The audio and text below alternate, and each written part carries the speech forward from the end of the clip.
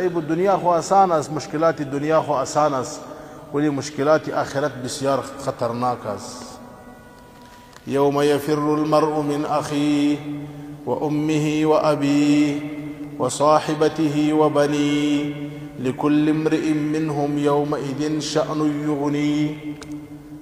دا خدا سی ورځ ده چې د پلار نه به هم سړی بیزاری، د مور نه به هم بیزاری، د ښځې نه به هم بیزاری، د خاوند نه به هم بیزاری، هر څوک به په خپل غم باندې اخته وي.